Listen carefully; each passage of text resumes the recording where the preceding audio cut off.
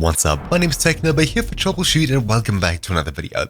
This is part 2 of the 2 videos that I'll be releasing today on the brand new update for Minecraft that isn't available in the official launcher, but it's something you have to download separately. In this video, we'll be tackling the Bedrock edition for the Minecraft 1.18 Experimental Snapshot 1. If you'd like to learn how to install this in the Java version, check the description down below for a video on that.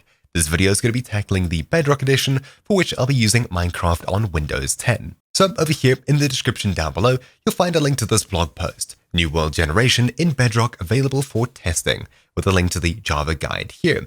It tells you a whole bunch of what's included, and in order to actually use this, unlike the Java version, you don't need to download anything extra, but you do need to launch up the game and enable it in the experimental toggle section. If you don't know how to do that, well, that's exactly what this video will show you now. To begin, I'll simply fire up Minecraft and we'll start.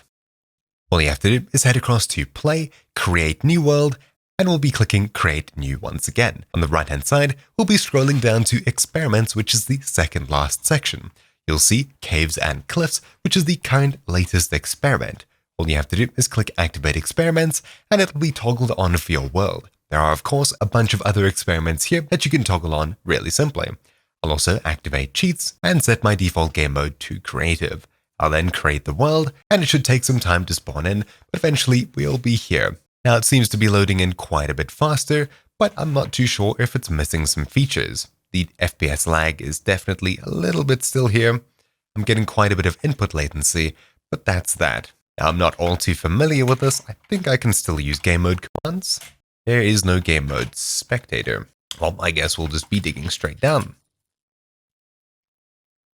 And as you can see, we've already struck an underground water chasm, or whatever you'd call this place. It's a big cave, underground. Now, of course, this was just on a random island, and you can see the new block types. I'm pretty sure these are new. Then again, I haven't played Minecraft in quite some time.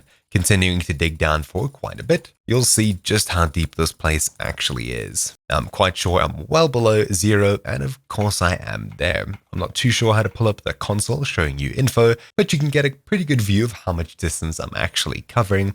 This is way more than the default original version of Minecraft, but you don't have this. The underground water cave should already be enough of a tip-off to tell you that this is definitely the different version of Minecraft. So, of course, while this is an experiment, I wouldn't recommend building a whole survival world out in here.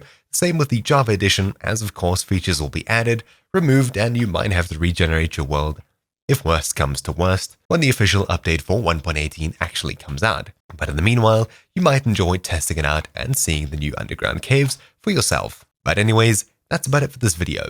Thank you for watching. My name's been TechNoba here for Troubleshoot, and I'll see you all next time. Ciao!